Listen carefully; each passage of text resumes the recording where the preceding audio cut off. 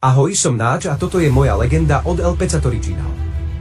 Legenda hovorí: jedného chladného zimného dňa sa sokol prechádzal lesom.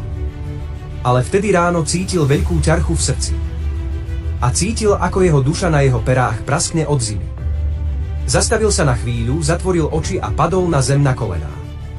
Tam mal hroznú víziu temnoty, vojny a utrpenia.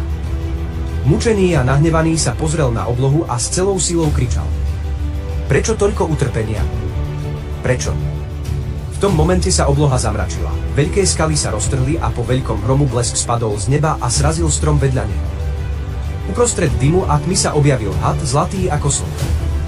Postavila sa pred neho a pozrela mu priamo do očí a povedala: hľadaj v tomto starom spálenom kmeni stromu a nájdeš odpoveď. Potom zmizla v kríkoch. Veľmi dotknutý slovami hada, muž mohol len premýšľať o tajomstve skrytom v tom strome, vybranom bleskom.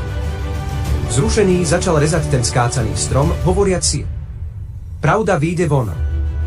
A tak pomaly drevo vytvarovalo postavu ženy, zvednutou rukou vo forme hada. Nemohlo tomu uveriť. Eva a had z raja. Prvotný hriech bol odpoveď. Žena a pokušenie je navždy spojené v pozemskej kráse. Sokol sa každý deň kochal krásou svojej sochy, ale k čomu by mu to bolo? Za pár dní roznevané nebo rozpútalo tak silnú snežnú búrku, že obyvateľov dediny nechal izolovaných vo svojich domoch. Z nedostatku dreva na kúrenie optovali v ohni všetko, čo mohlo poskytnúť teplo. Uplynuli dni. V žiadnom dome nezostalo nič k páleniu. A keď sa pozeral na svoje drahé umeleckého diela, povedal: v skutočnosti je to drevo. Udrží moju rodinu v teple ešte jednu noc. Nebolo pre neho ľahké dať svoj božský dar plameň. Ale tak to bolo.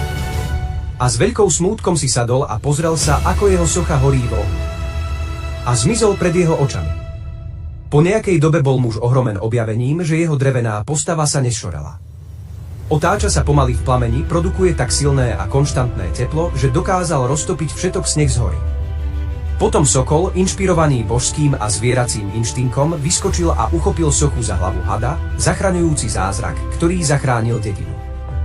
Podal sa na svojho pána a kývol hlavou, aby ho nasledoval. Létal svojimi silnými pazúrmi a odniesol postavu do kláštora a opatrne ju položil na oltár darov.